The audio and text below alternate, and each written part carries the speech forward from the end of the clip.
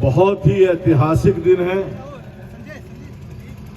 भारतवर्ष के लिए, हम सब भारतवासियों के लिए, कि जिस दिन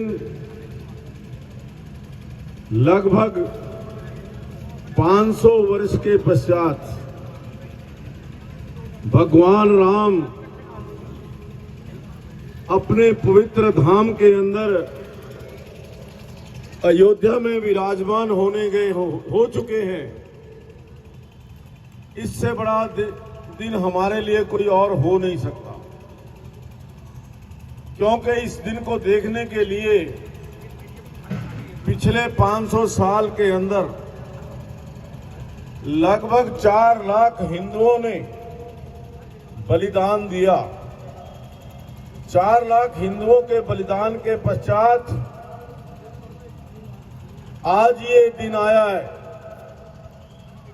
कि जिस दिन अयोध्या में श्री राम मंदिर के अंदर गर्भगृह के अंदर भगवान रामलला विराजमान हुए हैं। मैं समझता हूं कि ये बहुत बड़ा दिन है। इस अवसर पर मैं सभी देशवासियों को, देश के सभी सनातनियों को बहुत बहुत बधाई देता हूं, मुबारकबाद देता हूं। और आज का ये जो दिन हम देख रहे हैं, जैसा मैंने कहा कि कितने संघर्षों का परिणाम है, उसी संघर्ष में लगभग 35 वर्ष पहले 1990 के अंदर हमें भी इस आंदोलन के अंदर शामिल होने का अवसर मिला था। जय श्री राम। और उत्तर प्रदेश के अंदर उस समय मुलायम सिंह की सरकार थी और मुलायम सिंह ने घोषणा की थी कि यहां पर कार सेवक तो क्या, यहां पर परिंदा भी पर नहीं मार सकता।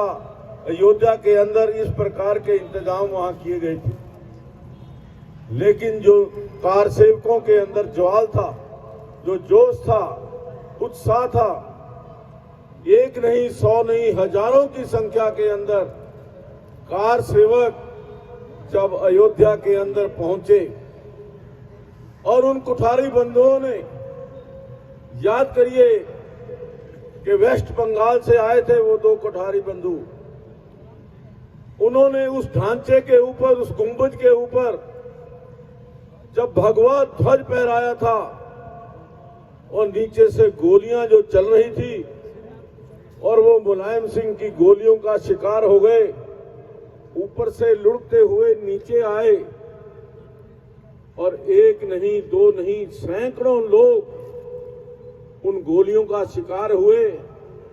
लाशों तक की पता नहीं लगा कि लाशें कहां गई, सरयू नदी के अंदर बहा दी गई। और मैं समझता हूं कि उस टाइम हम टुंडला के अंदर गिरफ्तार हुए थे। महेश जी हमारे साथ थे। 30 अप्रैल 1990 का वो दिन था जिस दिन वहां कार सेवा करनी थी, लेकिन 2 दिन पहले हमें टुंडला में गिरफ्तार कर लिया गया। उसके बाद आगरा जेल के अंदर लगभग 7 दिन रहे।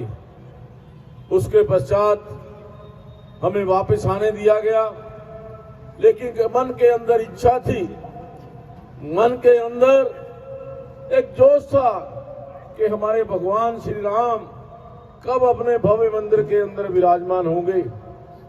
2 साल के पश्चात फिर एक बार वो दिन आया। वो दिन था 6 दिसंबर 1992 का दिन, जिस दिन वो ढांचा जो हमारे राम मंदिर के ऊपर ढांचा बना हुआ था, उस ढांचे को ढाने के लिए जिस प्रकार से हजारों नहीं लाखों कार सेवक अयोध्या के अंदर विराजमान थे, हम सब लोग यहां से 2 बसें लेकर के गए हुए थे। हमारी ड्यूटी लगी थी कि सबसे पहले कार सेवा जो बसों में आए हुए लोग हैं वो करेंगे।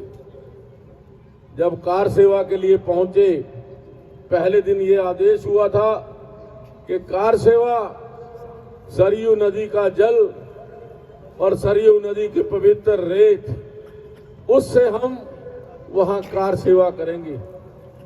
लेकिन वो जो ढांचा हमारे सामने खड़ा था, हर कार सेवक की, हर राम सेवक की आंखों का वो एक इस प्रकार का धब्बा था जिसको मिटाने के लिए हर कार सेवक उत्सुक था। और देखते ही देखते कुछ क्षणों के अंदर सैकड़ों कार सेवक, हजारों कार सेवक उन गुंबजों के ऊपर चढ़ गए। और पहला गुंबज जो था लगभग 3 घंटे, 3.5 घंटे के अंदर गिरा। दूसरा गुंबज 1.5 घंटे के अंदर गिरा।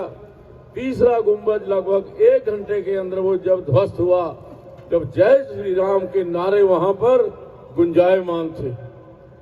और उसके पश्चात ये आदेश हुआ कि भगवान श्री राम लला की मूर्ति को विराजमान करके ही हम यहां से जाएंगे। और उसी दिन त्रिपाल के अंदर, जो त्रिपाल के अंदर भगवान रामलला की मूर्ति की स्थापना की गई, और आज लगभग 35 वर्षों के पश्चात वो रामलला की मूर्ति, आज जिसका प्राण प्रतिष्ठा समारोह हमारे देश के यशस्वी प्रधानमंत्री नरेंद्र मोदी जी के कर्म कमलों से हुआ है, हमारी हाजिरी के अंदर हुआ है। हम सब सौभाग्यशाली हैं कि वो क्षण हमें देखने को मिला हुआ है कि जिस क्षण उस प्राण प्रतिष्ठा हो रही थी।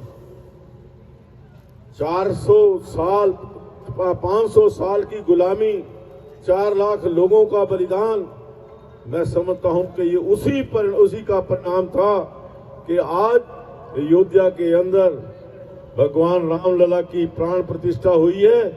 ये हमारे लिए बहुत सौभाग्य की बात है। आज इस अवसर पर मैं सभी राम सेवकों को, सभी राम भक्तों को, आए हुए सभी साथियों को इस प्राण प्रतिष्ठा समारोह की हार्दिक बधाई देता हूं, मुबारकबाद देता हूं और कामना करता हूं, भगवान से प्रार्थना करता हूं कि ये सनातन धर्म, ये भगवान श्री राम का मंदिर जो भव्य मंदिर बनकर के तैयार हुआ है, इसका आशीर्वाद हम सबको मिलता रहे। इन्हीं शब्दों के साथ आपका बहुत बहुत धन्यवाद।